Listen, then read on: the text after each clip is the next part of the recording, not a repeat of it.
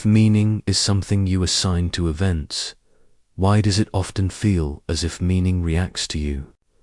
This question points to a subtle paradox in human experience. On one hand, modern thought assumes that reality is neutral and that meaning is produced entirely by the interpreting mind. On the other hand, lived experience frequently contradicts this assumption. People describe phases of life where situations appear supportive, resistant, or strangely responsive to their inner state. In cognitive terms, perception is never passive. Attention, interpretation, expectation, and prior belief actively shape how events are registered. Yet this does not fully explain why meaning sometimes feels as though it answers back. The world seems to echo moods, reinforce assumptions, or challenge identities at precisely the moments they are most active. This lecture explores a framework proposed by Ibn Arabi that addresses this tension without resorting to metaphorical mysticism. His claim is precise. Meaning is not passive information extracted from events, nor is it a private mental projection. Meaning is a relational structure that arises between consciousness and reality itself. From a psychological perspective, many people today experience the world as increasingly hostile or unstable. Chronic stress, information overload, and constant evaluation activate defensive cognitive patterns. Neuroscience identifies negativity bias, where threatening information is processed more intensely than neutral or positive data. Over time, this creates the impression that reality itself is antagonistic. Attention bias compounds this effect. The brain selectively amplifies stimuli that confirm existing expectations. If you anticipate danger or failure, ambiguous situations are interpreted accordingly. In predictive processing models of cognition, the brain does not wait for reality to present meaning. It anticipates meaning in advance and then updates its predictions. This explains a common report: life mirrors my mindset. However, the explanation remains incomplete. Is this merely subjective projection, or does reality participate structurally in this feedback loop? The challenge is to find a model that avoids two extremes. One is magical thinking, which assumes thoughts directly control external events. The other is reductionism, which dismisses meaningful experience as illusion. Ibn Arabi offers a third position. Ibn Arabi is often introduced as a mystical poet, but this obscures his primary role as a systematic philosopher of consciousness. His work is concerned less with emotional spirituality and more with how meaning emerges at the intersection of being and awareness. His foundational premise is that reality is not mute matter, it is wujud, intelligible being. This does not mean that objects think or intend, but that existence itself is structured in a way that can disclose meaning depending on the mode of engagement. This framework explains why meaning can feel responsive without implying supernatural causality. Reality does not decide to respond. Rather, meaning reorganizes itself as the relationship between observer and observed shifts. For Ibn Arabi, meaning functions as a dynamic interface. It is neither locked inside the mind nor embedded fully in objects.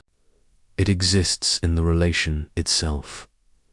The first core principle is that meaning does not exist independently in objects or minds alone. It arises in the relation between the knower and the known. Ibn Arabi describes this relation as structurally real, not metaphorical. This relational field has three components. First, the subject, consciousness with its attention, memory, and expectations. Second, the object, an event, person, or phenomenon. Third, the relational field itself, where meaning emerges. Modern cognitive science offers a parallel in constructivist models of perception. Perception is not a direct reading of reality but a co-constructed experience, shaped by sensory input and internal models. Consider a real-world example. A sudden job change can be interpreted as a threat or an opportunity. The external event is identical, yet the meaning differs radically. Meaning watches because it reorganizes itself around awareness, not because it possesses agency. Ibn Arabi frequently uses the logic of the mirror, not as poetic symbolism, but as epistemic structure. Reality reflects the mode of awareness engaging it.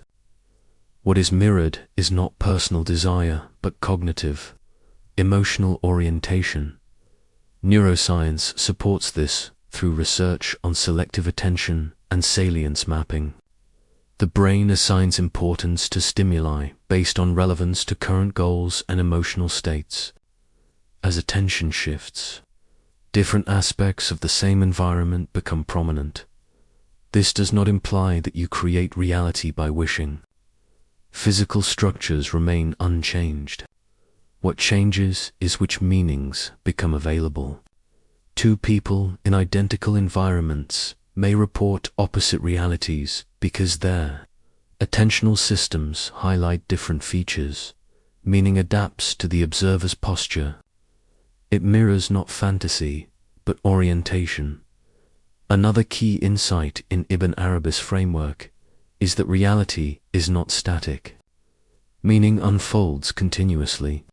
There is no final, fixed interpretation of an event or concept. Cognitive science describes this through predictive coding. Perception is a constant process of hypothesis and correction. New information updates previous interpretations, creating a dynamic stream rather than a stable snapshot. This explains why meaning feels alive. Consciousness and reality exist in constant feedback. A concept understood in childhood carries different meaning in adulthood. The object has not changed. The relational field has binning watches because it is temporally responsive. It tracks developmental stages, context shifts, and changes in awareness. For Ibn Arabi, the self is not a fixed identity, but a perceptual lens. Meaning does not attach to who you are, but to how awareness is configured. Modern psychology describes this through self-schema theory. Identity narratives shape how information is filtered and interpreted. When identity changes, meaning reorganizes accordingly. Trauma provides a clear example. After trauma, neutral events may be interpreted as threatening.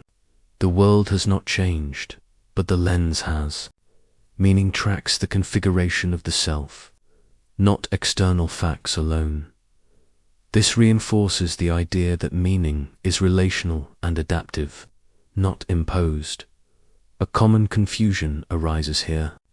If meaning adapts so precisely, does it possess intelligence? Ibn Arabi's answer is no, but the distinction is subtle. Meaning appears intentional because it is structured and responsive. This does not require consciousness or will. Complex adaptive systems, such as ecosystems or markets, display similar responsiveness without intention. Meaning does not think. The experience of being seen by meaning emerges from coherence between perception and reality, not from mystical agency. This clarification preserves rational integrity, while honoring lived experience. Several misinterpretations distort Ibn Arabi's framework. One is fatalism, the idea that everything happens for a predetermined reason. This removes responsibility and cognitive agency. Another is magical causality, the belief that thought alone bends reality. Ibn Arabi explicitly rejects this. Meaning responds through lawful relational dynamics, not personal wishes. Psychologically, perception shapes interpretation, not physical laws. Recognizing this prevents both passivity and delusion. If meaning is relational, then adjusting attention alters lived meaning. This insight has practical implications supported by modern research. Mindfulness trains attention regulation, reducing automatic threat amplification. Cognitive reappraisal reframes events without denying facts. Shifting emotional impact. For example, stresses can be experienced as informational rather than threatening. The situation remains difficult, but its meaning changes. This is not belief manipulation. It is disciplined cognitive training. Taken together, these insights show that meaning is relational, adaptive, and observer-linked. Ibn Arabi's framework aligns closely with contemporary models of cognition and perception. Meaning watches because it co-evolves with awareness. It is neither imposed nor imagined. It emerges lawfully at the interface of consciousness and reality. The central takeaway is not emotional uplift, but epistemic maturity. Reality is not hostile or random. It is responsive to modes of perception. When awareness stabilizes, meaning stabilizes. Understanding how meaning watches you live changes how you live with meaning, not by controlling reality, but by participating in it intelligently. This is Ibn Arabi's enduring contribution. A rational account of why meaning feels alive without abandoning reason.